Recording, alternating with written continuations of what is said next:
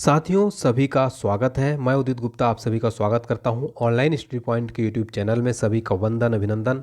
साथियों देखिए, वीडियो को लास्ट तक देखिए क्योंकि आज शुरू होने जा रहा है भारतीय संविधान के मोस्ट इम्पोर्टेंट आर्टिकल से रिलेटेड वेरी इंपॉर्टेंट वीडियो। साथियों आप लोग आपका ध्यान पूरी तरह से एकाग्र कर लीजिए, अपनी तैयारी को और कमर कस लीजिए। साथियों सफलता का एक ऐसा टॉपिक जो आपके एग्जाम में सफलता दिलाएगा। दोस्तों यहाँ से प्रश्न छपते हैं, काफ़ी ज़बरदस्त टॉपिक है, महत्वपूर्ण अनुच्छेद।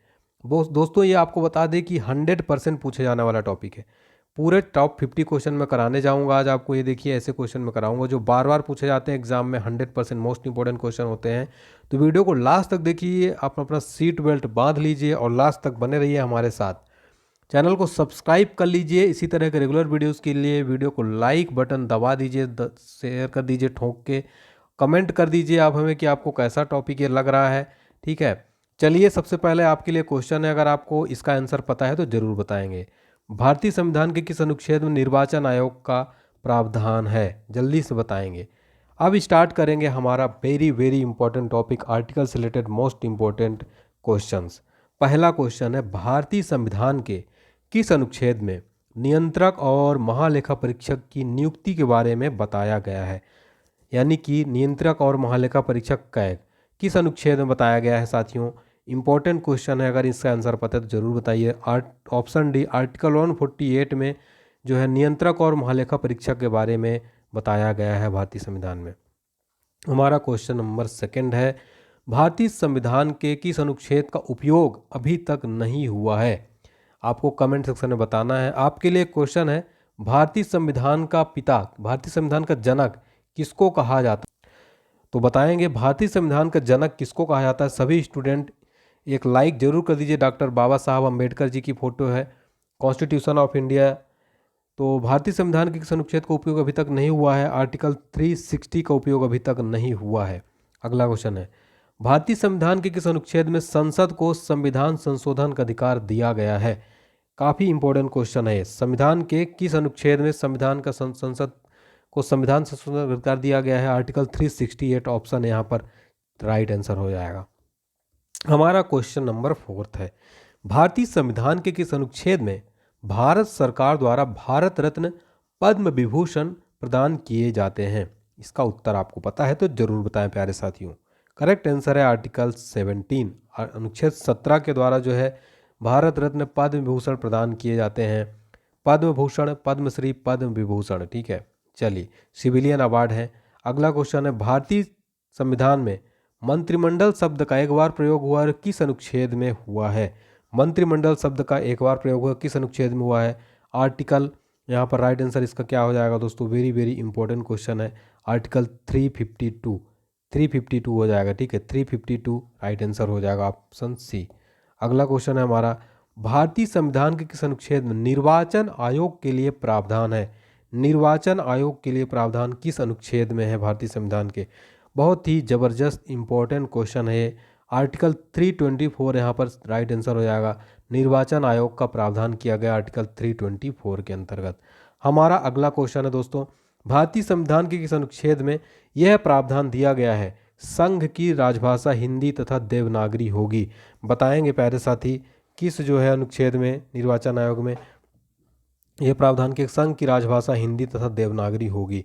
Devanagari, very important question. Article 343 में यह प्रावधान दिया गया संघ की भाषा हिंदी तथा देवनागरी होगी। हमारा क्वेश्चन नंबर 8वां है, संविधान के किस अनुच्छेद में यह बताया गया है कि संपत्ति का अधिकार संवैधानिक अधिकार है? संपत्ति का अधिकार संवैधानिक अधिकार है। काफ़ी इंपॉर्टेंट क्वेश्चन है ये। तो आर्टिकल जो है इसका राइट आंसर हो जाएगा आर्टिकल 300A, यहाँ पर राइट आंसर हो जाएगा। ठीक है, ऑप्शन सी यहाँ पर राइट आंसर हो जाएगा।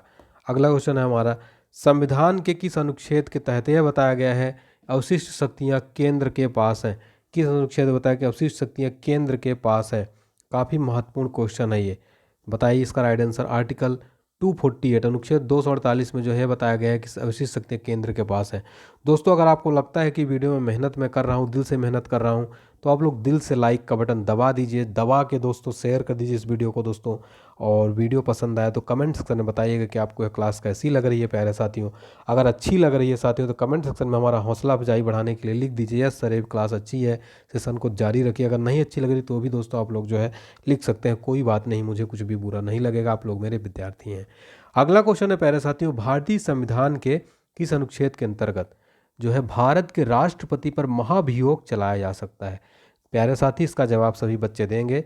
राइट आंसर इसका हो जाएगा आर्टिकल 61 के तहत जो है भारत के राष्ट्रपति पर महाभियोग चलाया जा सकता है। किस अनुच्छेद के अंतर्गत? आर्टिकल 61 यहाँ पर राइट आंसर हो जाएगा। भारतीय संविधान के किस अनुच्छेद में उपराष्ट्रपति पद का प्रावधान दिया गया है? उपराष्ट्रपति पद का प्रावधान किस अनुच्छेद में दिया गया है? प्यारे साथी इसका आंसर बताएंगे। भारतीय संविधान किस अनुच्छेद में उपराष्ट्रपति पद का प्रावधान दिया गया है? प्यारे साथी इसका राइट आंसर हो जाएगा आर्टिकल 63 में दिया गया है। हमारा अगला क्वेश्चन है साथियों, क्वेश्चन नंबर 12वां। संविधान के किस आर्टिकल में भारत के महान्यायवादी की नियुक्ति के बारे में बताया गया है? दोस्तों जितने भी ये क्वेश्चन करा रहा हूँ ये बार बार पूछे गए क्वेश्चन, पिछली परीक्षाओं में बार बार पूछे गए हैं, इसलिए वीडियो को स्किप मत करिएगा, लास्ट तक देखिएगा प्यारे साथी। राइट आंसर इसका हो जाएगा आर्टिकल 76, ठीक, अनुच्छेद 76 में भारत के महान्यायवादी के बारे में बताया गया है। अगर आपसे क्वेश्चन पूछ ले कि भारतीय संविधान के किस अनुच्छेद में बताया गया है कि संसद के 2 अधिवेशनों के बीच 6 माह का अंतराल की अनिवार्यता है, तो आप क्या इसका आंसर देंगे? अगर आपसे ऐसा question same to same exam में पूछ लेगा तो इसका आंसर आप कर दीजिएगा आर्टिकल 85 जो है, अनुच्छेद 85 जो है, ये बताया गया संसद के 2 अधिवेशनों के बीच 6 माह का अंतराल की अनिवार्यता है, ठीक है, काफ़ी महत्वपूर्ण क्वेश्चन है। फिर हमारा अगला क्वेश्चन है, भारतीय संविधान के किस अनुच्छेद के अंतर्गत राष्ट्रपति लोकसभा को भंग कर सकता है? काफ़ी महत्वपूर्ण क्वेश्चन है, किस अनुच्छेद में राष्ट्रपति लोकसभा को भंग कर सकता है? आर्टिकल 85 के अंतर्गत जो है भारत का राष्ट्रपति लोकसभा को भंग कर सकता है। हमारा क्वेश्चन नंबर 15 है, संविधान के किस अनुच्छेद में सर्वोच्च न्यायालय के न्यायाधीश पर महाभियोग चलाने का प्रावधान है? सर्वोच्च न्यायालय के न्यायाधीश पर महाभियोग चलाने का प्रावधान है, आर्टिकल हो जाएगा 124 के अंतर्गत जो है दोस्तों सर्वोच्च न्यायालय के न्यायाधीश पर महाभियोग चलाने का प्रावधान है। हमारा अगला क्वेश्चन है, संविधान के किस अनुच्छेद में बताया गया है राष्ट्रपति सर्वोच्च न्यायालय से परामर्श ले सकता है? किस अनुच्छेद में बताया गया राष्ट्रपति सर्वोच्च न्यायालय से जो है परामर्श ले सकता है? किस आर्टिकल में बताया गया है? आर्टिकल 143, आर्टिकल 143 में बताया गया है कि राष्ट्रपति जो है साथियों सर्वोच्च न्यायालय से परामर्श ले सकता है, आर्टिकल 143 के तहत। हमारा अगला क्वेश्चन देखिए दोस्तों, बहुत ही ज़्यादा महत्वपूर्ण है प्यारे साथियों, इसका आंसर अगर आपको पता है तो जरूर बताएं प्यारे साथी सभी। 42वें संशोधन द्वारा संविधान के किस अनुच्छेद में मौलिक कर्तव्यों को जोड़ा गया है? 42वें संशोधन द्वारा संविधान के किस अनुच्छेद में मौलिक कर्तव्य जोड़ा गया है? उत्तर इसका बताएंगे सभी student, option B right answer बिल्कुल, आर्टिकल 51A के तहत, ठीक है, आर्टिकल 51A के तहत, ठीक है। चलिए, बहुत ही बेहतरीन, फंडामेंटल ड्यूटीज। हमारा अगला क्वेश्चन है, भारतीय संविधान के किस अनुच्छेद के अंतर्गत भाषण और अभिव्यक्ति की स्वतंत्रता के अधिकार के बारे में बताया गया है? किस अनुच्छेद के अंतर्गत भाषण और अभिव्यक्ति की स्वतंत्रता के बारे में बताया गया है? इंपॉर्टेंट क्वेश्चन है साथियों, काफ़ी ज़बरदस्त है, इसका आंसर जरूर बताइएगा आप सभी। इसका राइट आंसर क्या हो जाएगा दोस्तों? आर्टिकल 19 में जो है भाषण, फ्रीडम ऑफ स्पीच, यानी भाषण और अभिव्यक्ति की स्वतंत्रता के अधिकार के बारे में बताया गया है। हमारा अगला क्वेश्चन देखते हैं, भारतीय संविधान के किस अनुच्छेद में प्रेस की स्वतंत्रता के बारे में बताया गया है? किस अनुच्छेद में प्रेस की स्वतंत्रता के बारे में जो है बताया गया है? अनुच्छेद 19 का, इसमें जो प्रेस की स्वतंत्रता के बारे में बताया गया है प्यारे साथियों। फिर हमारा अगला क्वेश्चन है, भारतीय संविधान का कौन सा अनुच्छेद मौलिक अधिकार के अंतर्गत बच्चों के शोषण से संबंधित है? मौलिक अधिकार के अंतर्गत बच्चों को शोषण से संबंधित है दोस्तों, काफ़ी महत्वपूर्ण क्वेश्चन है। आर्टिकल 24 में जो है ये अनुच्छेद मौलिक अधिकार के अंतर्गत बच्चों को शोषण से संबंधित, कौन सा अनुच्छेद? आर्टिकल 24 अनुच्छेद 24।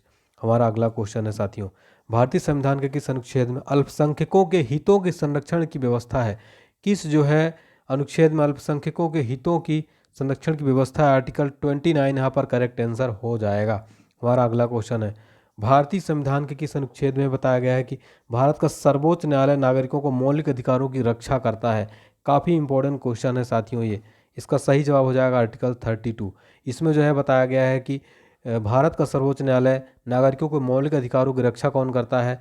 सर्वोच्च न्यायालय। और किस अनुच्छेद में? आर्टिकल 32 में साथियों, ध्यान रखिएगा।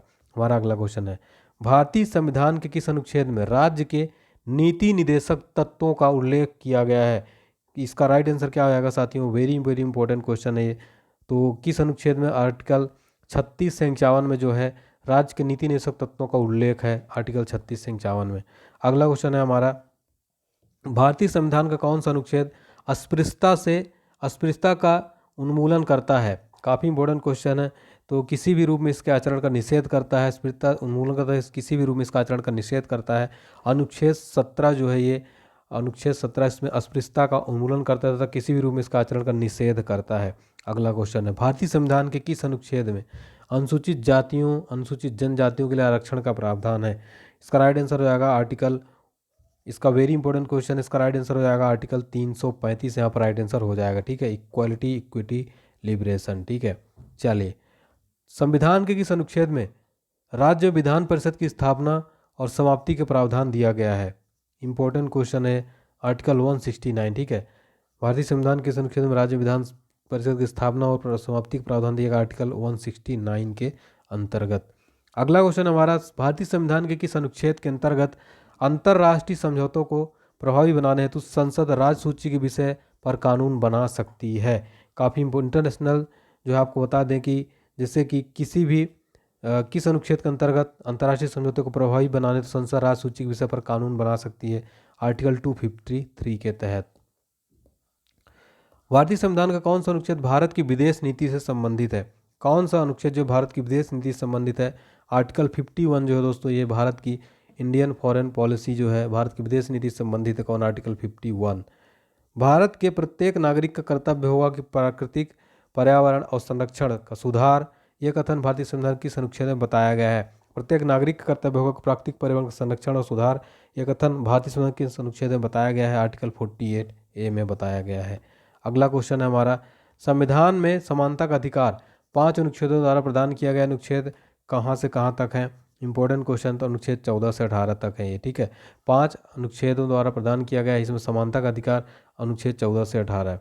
अगला क्वेश्चन है हमारा, भारतीय संविधान के अनुच्छेद 371G में दिए गए विशिष्ट उपबंध किस राज्य से संबंधित है? इंपॉर्टेंट क्वेश्चन है। तो मिजोरम में जो है ये 371G में दिए गए विशिष्ट उपबंध किस राज्य से संबंधित है? मिजोरम से। अगला क्वेश्चन है हमारा, भारत में बाहरी आक्रमण अथवा सशस्त्र विद्रोह के कारण भारत के राष्ट्रपति द्वारा राष्ट्रीय आपातकाल की घोषणा संविधान के किस अनुच्छेद में है? नेशनल इमरजेंसी, राष्ट्रीय आपातकाल घोषणा संविधान के किस अनुच्छेद में है? आर्टिकल 252 के अंतर्गत। ठीक है, बहुत ही इंपॉर्टेंट क्वेश्चन है। ठीक है, चलिए, सॉरी ये 352 है यहाँ पर। ठीक है, 352 है राइट आंसर, इसका 352 हो जाएगा। ठीक है, चलिए, वेरी गुड।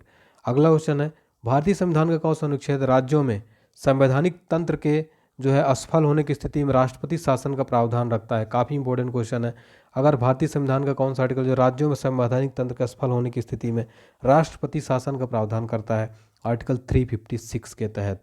अगला क्वेश्चन है, भारतीय संविधान के किस अनुच्छेद के आधार पर वित्तीय आपातकाल की घोषणा राष्ट्रपति कर सकता है? फाइनेंशियल इमरजेंसी की जो है घोषणा कर सकता है राष्ट्रपति। आर्टिकल 360 के तहत जो है वित्तीय आपातकाल की घोषणा कर सकता है। एक बात ध्यान रखिएगा, अभी तक भारत में अभी तक जो है एक भी बार नेशनल इमरजेंसी घोषित नहीं भी हुई है। अगला क्वेश्चन है, अनुसूचित जातियों जनजातियों के लिए राष्ट्रीय आयोग गठित करने का प्रावधान संविधान के किस अनुच्छेद के अंतर्गत आता है? तो इसमें राइट आंसर उपयुक्त दोनों हो जाएगा, नहीं 338A के तहत। ठीक है, अगला क्वेश्चन है, राज्य विधानसभाओं में एंग्लो इंडियन समुदाय के प्रावधान संविधान के किस अनुच्छेद में दिया गया है? काफ़ी इंपॉर्टेंट क्वेश्चन है ये, तो इसका राइट आंसर हो जाएगा आर्टिकल 333 के तहत। ठीक है, अगला क्वेश्चन है हमारा, लोकसभा में एंग्लो समुदाय के लिए प्रावधान संविधान के किस अनुच्छेद में दिया गया है? लोकसभा में एंग्लो समुदाय के लिए प्रावधान संविधान के किस अनुच्छेद में दिया गया है? इंपॉर्टेंट क्वेश्चन है ये।